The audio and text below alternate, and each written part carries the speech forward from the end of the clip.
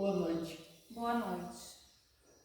Nós daremos continuidade ao estudo das epístolas que constam no Novo Testamento da Bíblia.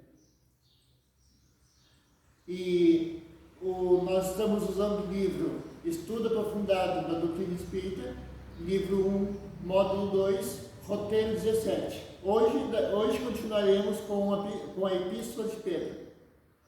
A primeira epístola de Pedro tem como finalidade sustentar a fé dos seus destinatários em meio às provações que os assaltam. Essa citação consta na Bíblia de Jerusalém, página 2104.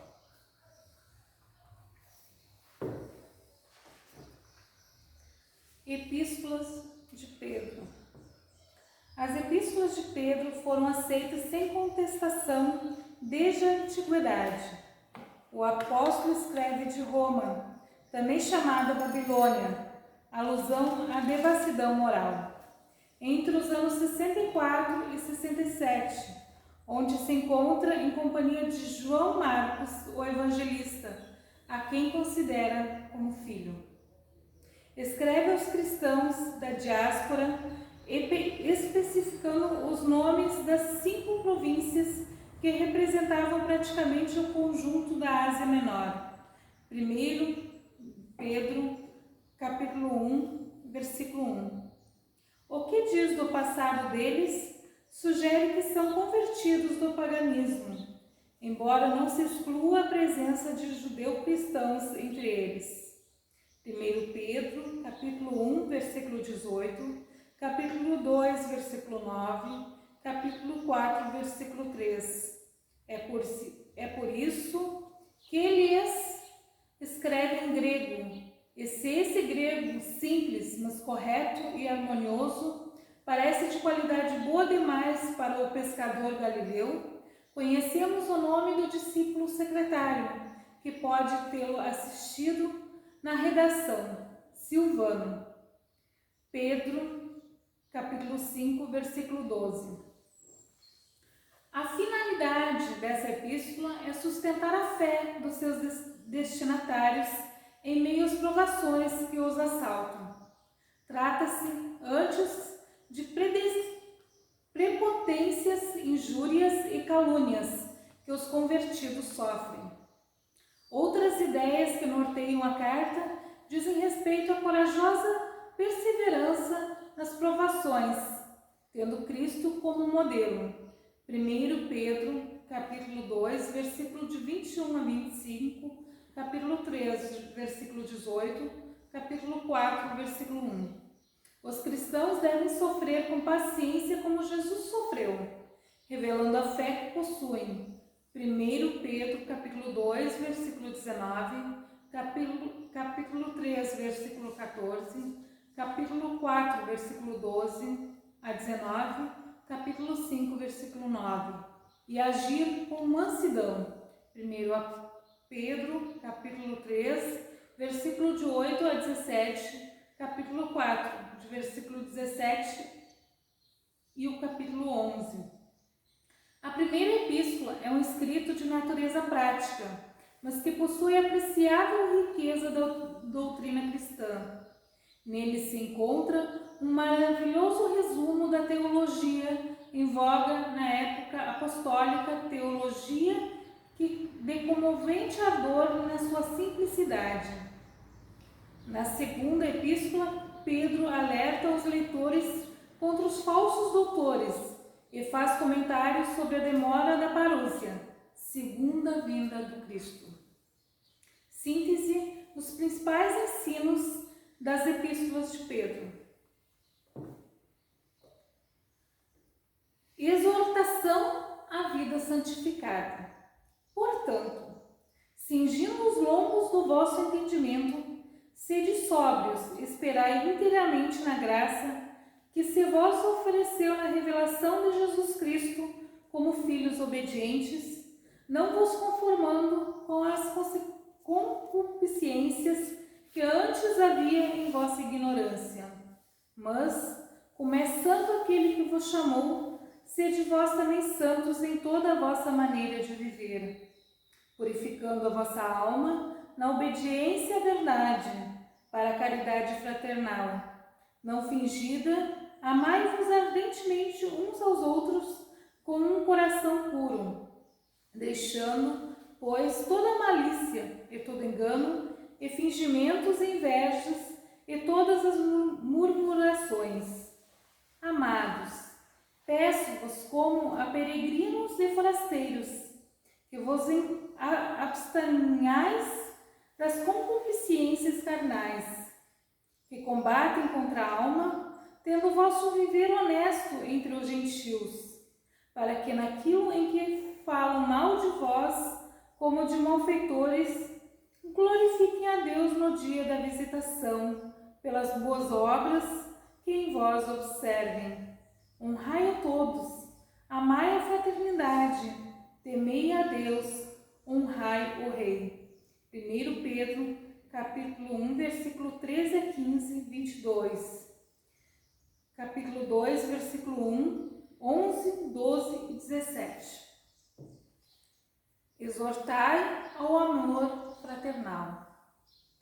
E, finalmente, sede todos de um mesmo sentimento, compassivos, amando os irmãos, estranhavelmente misericordiosos e afáveis, não tornando mal por mal ou injúria por injúria. Antes, pelo contrário, bendizendo, sabendo que para isto fostes chamados, para que por herança alcanceis a bênção.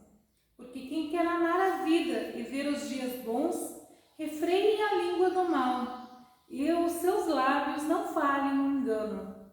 Aparte-se do mal e faça o bem. Busque a paz e siga, porque os olhos do Senhor estão sobre os justos, e os seus ouvidos atentos às suas orações. Mas o rosto do Senhor é contra os que fazem males. E qual é aquele que vos fará mal, se fordes zelosos do bem? 1 Pedro, capítulo 3, versículo 8, capítulo 1. A sublime exortação contribui poderosa síntese das teorias de fraternidade. O entendimento e a aplicação do amai-vos é a meta luminosa das lutas na terra. O amor a que se refere o Evangelho é antes a divina disposição de servir com alegria na execução da vontade do Pai em qualquer região onde permaneçamos. Agora, vamos usar o livro psicografado por Chico Xavier, ditado pelo Espírito Emmanuel, Caminho, Verdade e Vida, da coleção Fonte Viva, no item 81, Ordenações Humanas. Sujeitai-vos, pois, a toda ordenação humana, por amor do Senhor.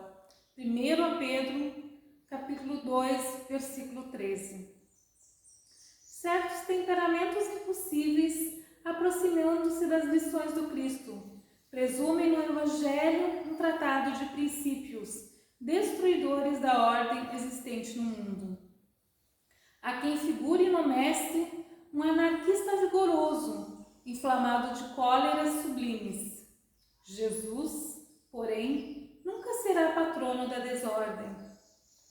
A novidade que transborda do Evangelho não aconselha ao espírito mais humilhado da terra a adoção de armas contra irmãos, mas sim que se humilha ainda mais, tomando a cruz a exemplo do Salvador.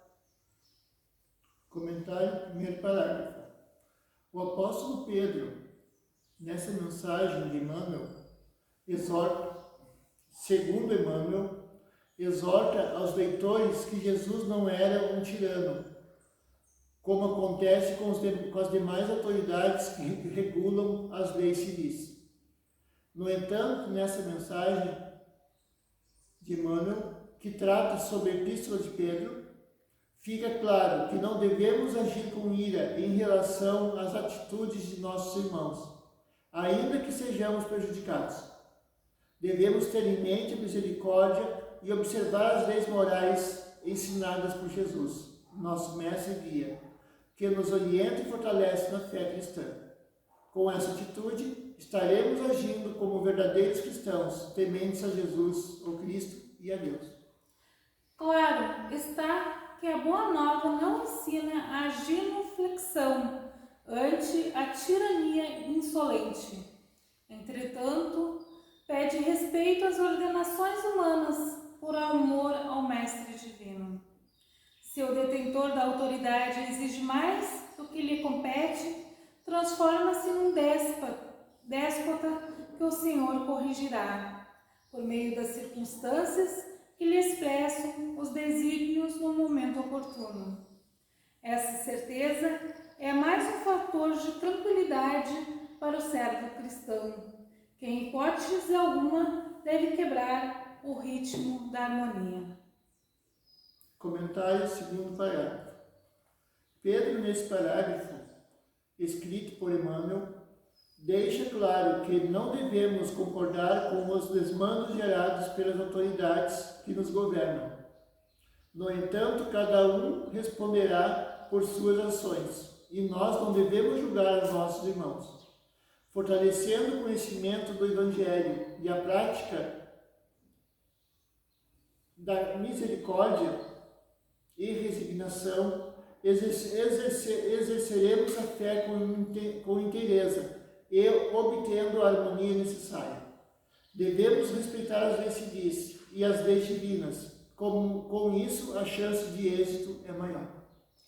Não te faças, pois, indiferente às ordenações da máquina de trabalho em que te encontras. É possível que muita vez não te correspondam aos desejos, mas lembra-te de que Jesus é o supremo ordenador na terra, e não se situaria o esforço pessoal onde o teu concurso fosse desnecessário.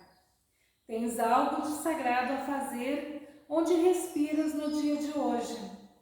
Com expressões de revolta, tua atividade será negativa. Recorda-te de semelhante verdade e submete-te às ordenações humanas por amor ao Senhor Divino. Comentário sobre o terceiro parágrafo. Com essas palavras, se entende que, embora ocorram fenômenos que nos desagradam e gostaríamos de não presenciá-los, é necessário que nós passemos a agir com sabedoria, pois assim colaboraremos com positividade para alcançarmos os melhores resultados possíveis. Cada um está no lugar que deveria estar.